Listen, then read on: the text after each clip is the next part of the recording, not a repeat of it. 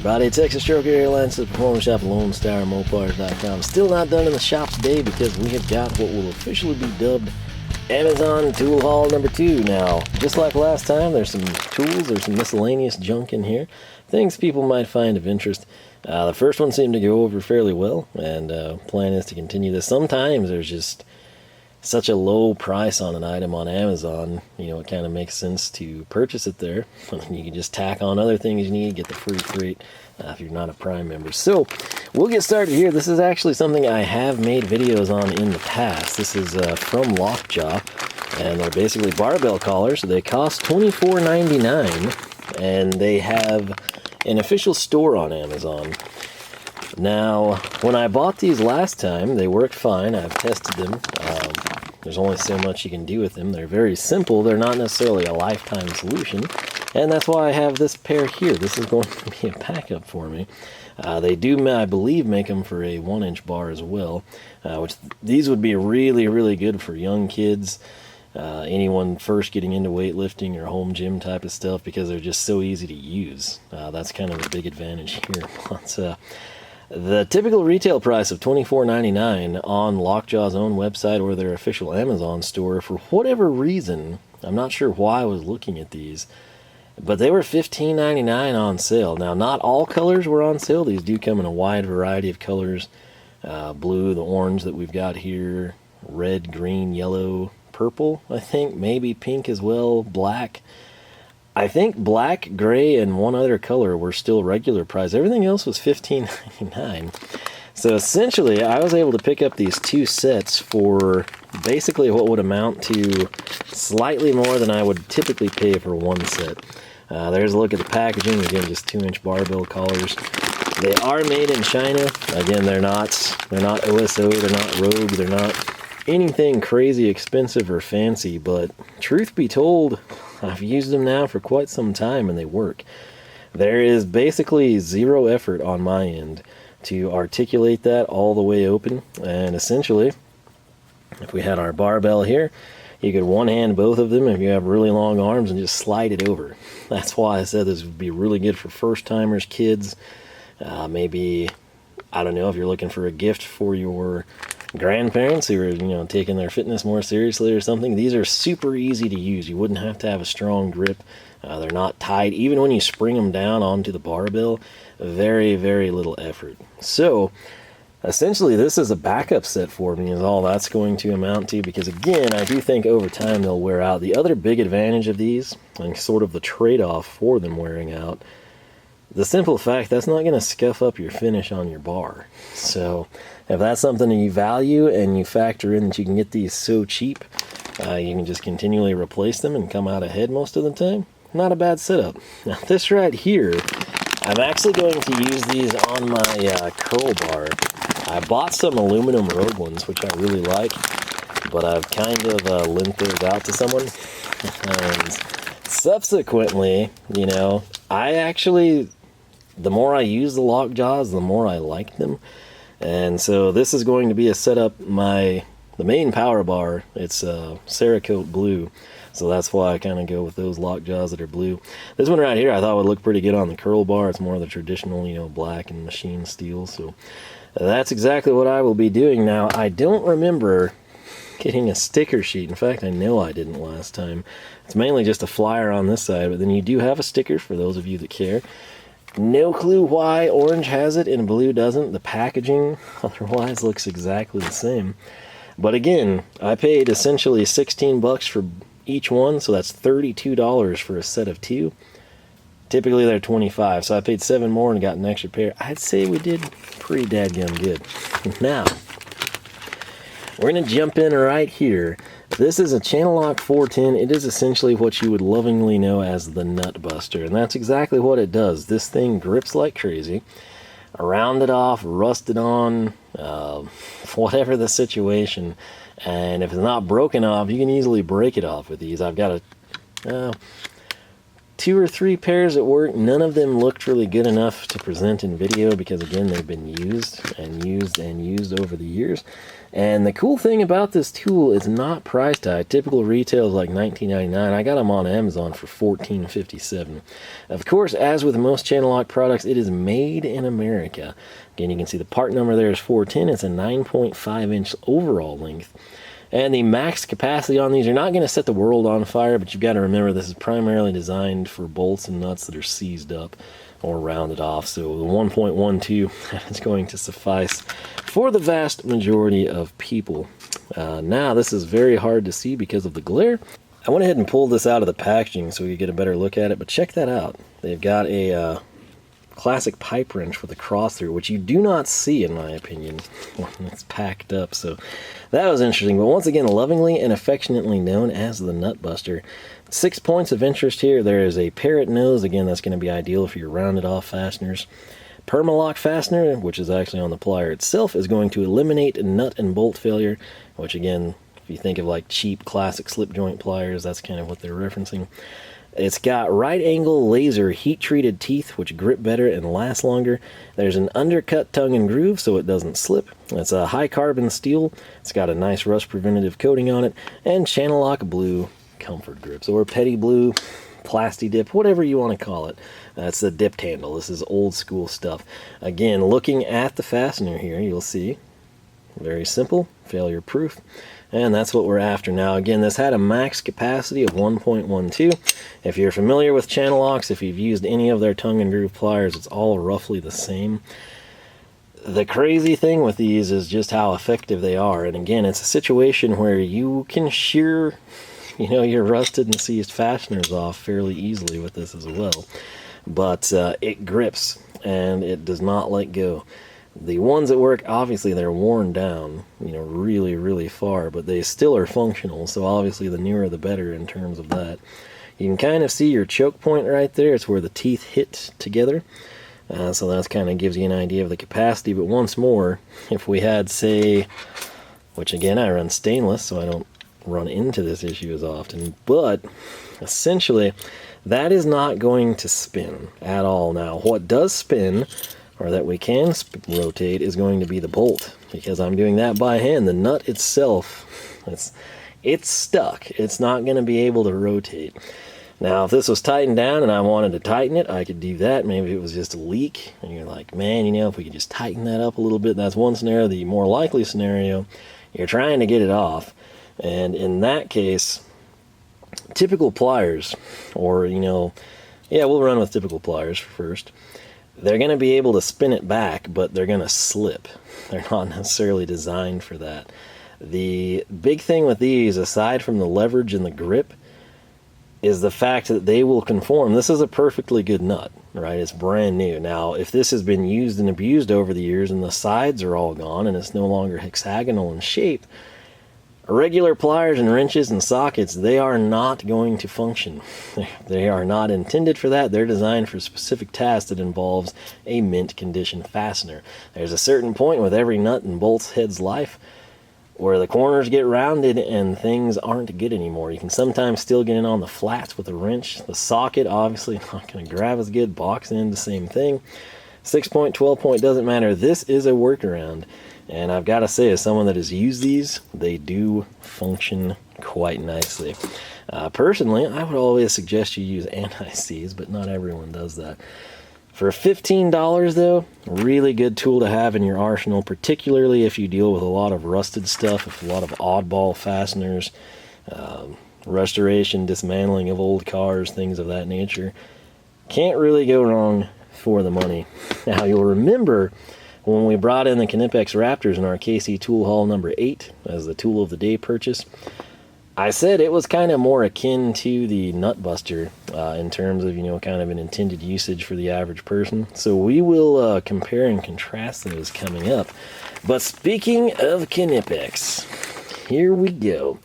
Right here, ladies and gentlemen, this, as you can see by the handle, is Knipex 8801250, naturally sourced out of Germany. And if you look at the handle, sort of offset right there, Knipex Alligator. Again, I don't know why it's glaring worse. This isn't sunlight. This is the same light it's always been. But the price I paid for these on Amazon, grab my handy dandy note sheet here, $20.42, which I felt was a pretty good deal. You're usually going to pay around $33. There are a couple of different sizes of this, and if you look at it, if you ignore this section here, you kind of pay attention, you know, box joint, look at the jaw teeth, the profile, the handles. A lot of people, if I were to hold it like this, would say, oh man, you know, you got another set of Cobras, nice. These are essentially Cobras, but with a different mechanism here. The Cobra is push button. There are far more settings, I will admit, on the Cobra, and the pliers wrench as well. But where this would excel, and what happened that made me decide to try this, if you have the Cobra, it's a really nice tool, and you don't mind using it, but where the weak point would be, and you never really think of this, and it would be not applicable for most situations, but if you're down and dirty, I'm talking like mud, if you're out like in a pond, a body of water, manhole, you know, leaking stuff that's, you know, collected in a certain location vertically, you don't necessarily want to have to subject the Cobra to that, because when you start to get stuff in the mechanism, that's when you can't come in and take advantage of the cool feature. That's essentially why I bought these. These would be the ultimate beater Cobras, because they don't have that failure point. Now, I'm sure you could pull it out, clean it out, you know, blow it out with an air gun, whatever. But with these, you don't have to really worry about that. The mechanism's never going to get gunked up because it's a simple tried and true fashion. This is sort of more akin to a tongue and groove style plier without the auto select. But there it is, once again, the big perks with the Alligators versus the Cobra. The Alligator comes in at significantly lower price points, and again, since it is manual, you're not going to have the potential failure there. The downside is not as cool, it's not as quick, and the biggest disadvantage, I would say, if you are wrenching on a budget, you don't have as many finite adjustments. You know, the Cobras, you've got a ton of them, and here I think you've got like 9 positions. We'll make a standalone video on those, but again, I felt like for 2042 that was worth bringing in, and luckily for the job I had to do that day, we just used some old Channellocks that were beat up. But I was sitting there and I was thinking, you know, if this was me at the house, would I really want to dunk those in there? And the answer was no, and this is going to give me a nice alternative. So, sticking with the Knipex theme, we're going to go ahead and grab this guy out. Paid, I believe, $11.86 for this guy. It is 0011-150. And what this is just simply a magnetic LED light. As you can see on the packaging, it's illuminating dark work areas, and you attach it to the tool by means of strong magnets. It's very compact, and spinning it around, you can kind of see here they've got it on a set of pliers. So, is it an easy? Oh, thank you. This is how VHA does stuff. So many blister packs are such a waste of time and razor blades. But this is it, man. We paid $11.50 for this guy. Obviously, we can clip it to a tool. If it's got a tether point, you can attach it there. But the big ticket, in fact, I'm going to go ahead and take this off, which it is kind of cool they include that, because then if you just want to put it on your keychain, you can do so. Let me take a look. Where's the light? Oh, it's right there. Okay, so that's pretty freaking bright. I'm not sure. Let me get my hand up here. You get the idea, you know. It's definitely a small light source. Very small to put out that amount of light, actually. So, in theory, since we've got this here, it's pretty strong, actually. So that is good. You don't want to lose it. You're paying $12 for it. But look at that. Like, if we had a dark work area, nice touch, I have to say. Now, I know that many of you are thinking, does it work on screwdrivers? And I think the magnet might be strong enough to do that. So we're going to come in right here with the VHA. And again, keep in mind, with the screwdrivers you rotate, you're going to create a strobing lighthouse effect, essentially. But if you orient it just right, if you're trying to find the fastener for the first time, and you got to realize it's kind of like a hands-free thing, that would actually be helpful in some situations. So, on pliers, anything with a flat surface that's going to be a little bit larger than this magnetic base, it would be a nice addition. Final item. No, it's not. It's the final Knipex item, anyway. from Amazon right here. I had some concern about those fuel hose pliers, or hose pliers I mentioned last time. I had never actually seen a dipped handle on any of Knipex's stuff. I thought that their lowest tier was this textured one right here, and apparently they do actually do dipped handles, and so they are legit. This pair is a kind of a strange pony, but the price number on it, you're going to be looking at $27.92, and then the part number $32.21.135. If you look at it, it's sort of duckbill. It's thin, sniped, tiny profile, and you're thinking, okay, I don't see a cutter, do I? Well, yes, there is one. So you got that going, but you're like, well, what's the deal with the pliers, though? It looks like they're shutting flush. You know, they're not going to grab anything. That's kind of the point. These are flat-jawed pliers. There's no teeth. There's nothing. It's literally just a flat, smooth, parallel jaw. And what I plan to do with these, I actually meant to grab a relay before we started this, but if I set that down real quick. Cable ties, just hung up my KC tool banner. They were nice enough to send out. This is a deal, if you were to grab that with regular pliers, you would mar it. So if we picked it up down here, and then of course that was going to be the first end to go through the head of the cable tie, we've butchered it. There is a nice reason for having something like this. What I honestly intend to do with it is to pick up fragile items, most notably wires and relays and fuses and things of that nature. This pin, you know, we can grab it, we can grip it, we're not going to leave teeth marks. You give this back to your wife or girlfriend or the doctor, and they're never going to know that you just held their beloved and favorite pin with a pair of pliers. That's kind of the whole crux of this tool. And again, what my intention is, when I'm up under a dash and I'm wiring, particularly with like pin connections and stuff, it's oftentimes hard to get your hand on the back side of the bulkhead and then come in here and maintain that one wire and then try to wedge it in through like 7 or 15 others on the connector. This will allow me to grab and isolate. I can then articulate the relay a little bit better. I can, obviously you can grip, you know, with minimal hands. And if I free up my thumb and my index finger, I've essentially acquired a third hand with this pair of pliers.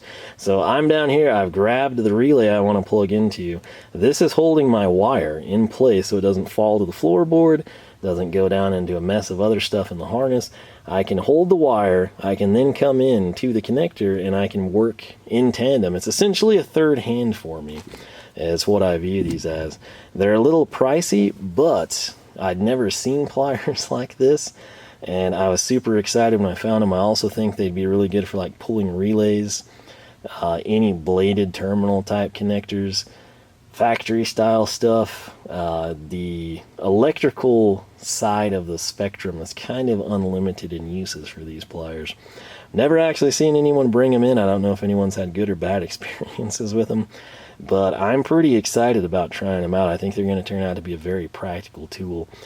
Obviously, if you do a lot with small electronics, chipboards, anything like that, security systems, speakers, LED wiring, the smaller you go, I think the more useful these will be.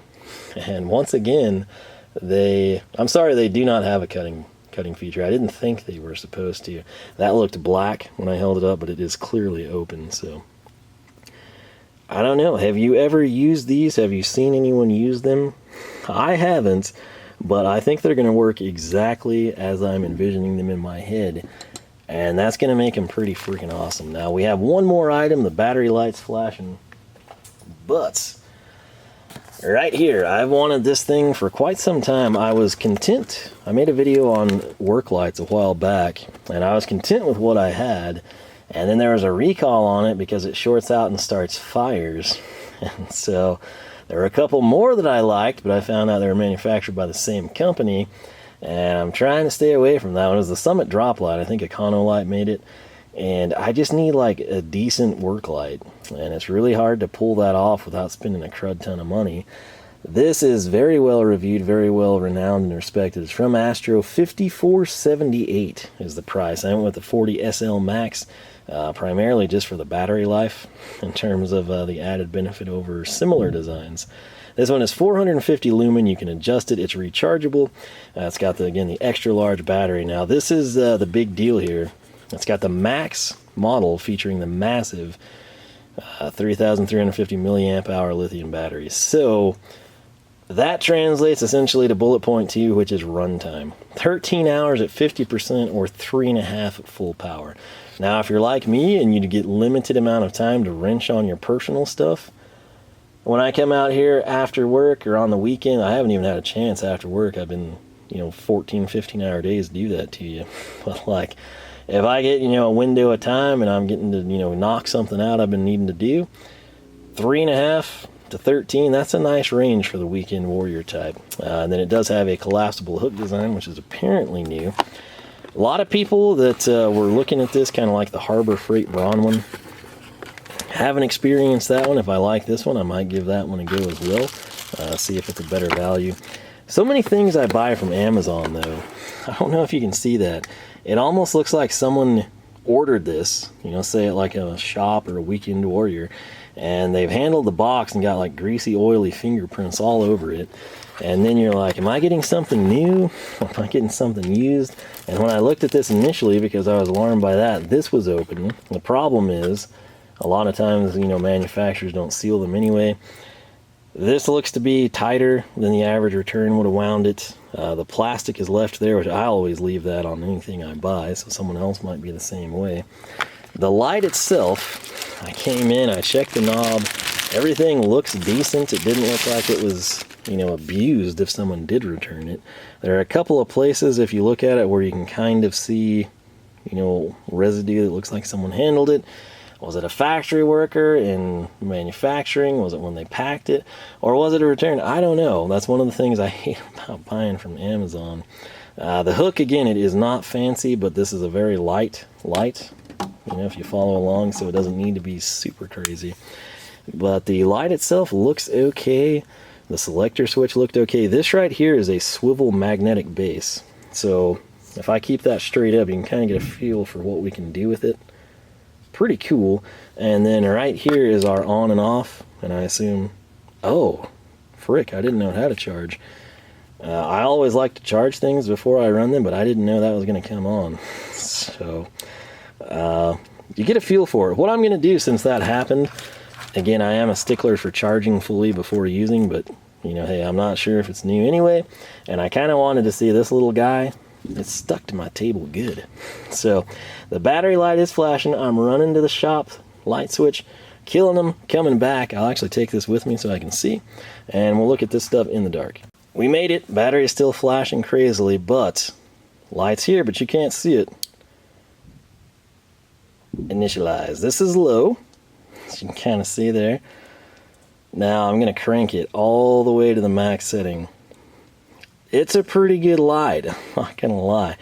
We could read the instructions. You can clearly see Knipex. You can see everything we just opened up. You can see my water bottle on the coaster back there. Here is our little Knipex light. I've got it on as well. Let me get this one out of the way. I'm gonna completely turn the Astro off. This little thing is not bad. I can tell you right now. I put it on my little pliers here that I brought for the electrical stuff. Check that out. Like, if this, you got to remember, if we were like underneath the car, up under a dash, something with low light, nighttime repairs, whatever it might be, the fact that that is dissipating, the Knipex, that means it's bright. If I pull this out, I swear to you, the Astro is off. This is all the Knipex one. So this little guy is legit, I've got to tell you. Apologies, the camera's not focusing, but hey. So there's that. I'm now going to turn it off, and boom, Astro time. Full bright on this thing is pretty crazy. So I'm a happy guy. I think I got a pretty good price on it. I'm going to get this guy charged up. I'm going to end this video so the battery doesn't kick the bucket on me. On the camera, anyway. Thanks so much for watching. LoneStarMopars.com is the website. Make sure you're following along on Facebook, Twitter, and Instagram. I always post pictures, try to keep you updated on the videos. If you enjoyed the video, leave a like, leave a comment. Let me know your thoughts on this stuff. Similarly, if you have not subscribed, make sure you do that. Make sure you ring the bell and jump through all their flaming hoops. and maybe, just maybe, you'll be notified when we upload a new video. But in recap, we got these kind of dorky, but I think going to be super useful flat, smooth-jawed pliers. We got the little Knipex LED light fixture, which is actually pretty impressive. We got some Knipex Alligators when we don't want to trash our Cobras. We got the Channellock Nutbuster, and we got 2 sets of lock jaws. And all of this is illuminated by our little Astro work light, which we picked up. So, let me know your thoughts or experiences that you've got with any of these tools. And if you've seen or used those little flat-jawed Knipex pliers, let me know. I think they're going to be a nice addition. But I'll quit rambling. Thanks so much for watching. I'll catch y'all back here for the next video.